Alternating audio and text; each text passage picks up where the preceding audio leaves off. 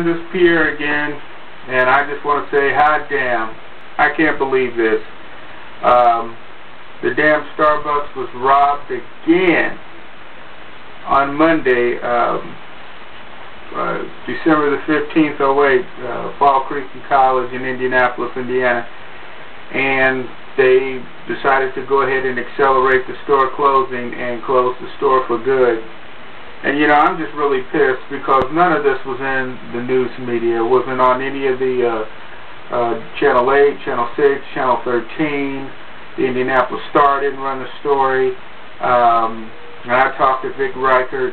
As a matter of fact, I talked to him on the 15th, and he probably knew then that the store had been robbed again. But the store robbed twice in 8 days, no news media coverage. That was unlike any other Starbucks opened in the city. When that Starbucks opened, all the politicians, Governor Mitch Daniels and Porter and other city county councilors, the mayor was there, Howard Shultz was there, Magic Johnson was there, Caroline Mays was there. You know, there's just a lot of people that were there, and you know, they were there when the opening, but at the end, the store went out with 2 robberies in 8 days, and none of this ended up in the Indianapolis news media. As a matter of fact, I want to show you guys something. I went to the store this week. Let me show you how full of shit black media, our newspapers are. This is the Indianapolis Recorder, and it is the one for December the 19th. So they could have run that story, they could have did that story, and they even are leading with residents hit by a rash of burglaries, so that would have dovetailed nicely with this lead story. They didn't run the story. Lousy ass newspaper. You know, it's that type of newspaper that shouldn't have First Amendment protection. It's not a newspaper, you know. And then the Indiana Herald, who, you know, they like putting residents, they like doing the crime beat. You see, they always put, you know, who's in here, but, you know, the Indiana Herald, which nobody buys anyway, but, you know, they didn't even run the damn story. And it's in their neighborhood, too. And the Indianapolis Recorder's in the neighborhood too. Yeah, they were there when the opening, but in the end they weren't there with the closing. Yeah. And like I said, these robberies could have been prevented. And you know, people talk about Magic Johnson being a great businessman and all of that.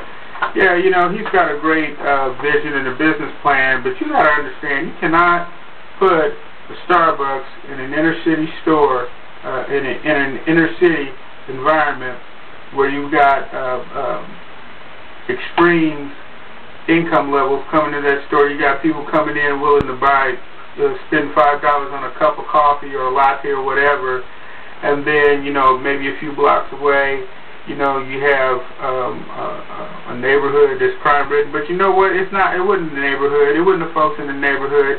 It was these 2 particular motherfuckers that just kept robbing the store. And the Indianapolis Police Department knew about it because on 11/24, now David, this is what I want you to understand, because this is why y'all need to get an attorney and go check it out. On 11/24, just before Thanksgiving, I took this letter to the office of Micheal Spears down there on Alabama Street, and basically I told him that I was not happy with the fact that nobody had been investigated or arrested in my complaint, in my case. I told him I thought it was, I told him who I thought it was. I told him why I was bringing him this letter. You know, I told him, you know, I filed complaints against him, the police department, the prosecutor, and everything. And that is the reason why they haven't done anything about that. The perpetrator shot me, so Carl Brizzi said, oh, I wish they would have killed the motherfucker. This is really the way they're thinking about it. I'm sorry to use this harsh language, but that I'm using it because I really need to convey the message. Carl Brizzi, Scott Newman, the Indianapolis Metropolitan Police Chief, know who did this, and they could have made an arrest by now. As a matter of fact, if they would have acted on the information that I gave them on the 24th, hey David, look at this. I even took them a picture of, you know, I snapped a picture of the motherfucker that came back. He came back in dressed like, you know, he was when they robbed the store the first time. So I took this picture and this letter to Micheal Spears, the police chief,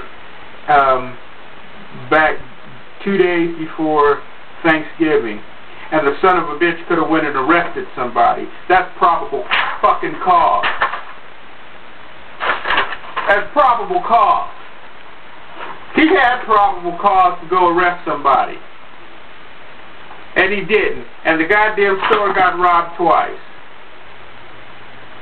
and he had probable cause. And they'll go over to my mother's house and rouse my brother out of bed and arrest him on some who shot John bullshit, and lie in a probable cause affidavit and have my brother down there in the Marion County Jail.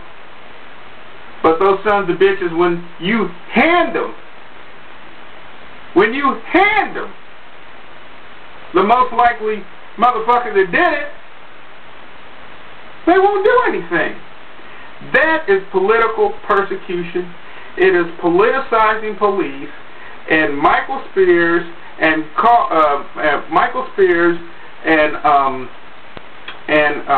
Scott Newman, they ought to quit. They ought to resign.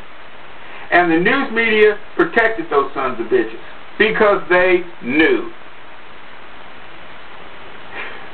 But friends, I had to let that out. I had to let that out. And this is the end of the video. I miss my friends. I love you guys, and everything will be alright. I'll talk to you later. Let me post this video. Bye.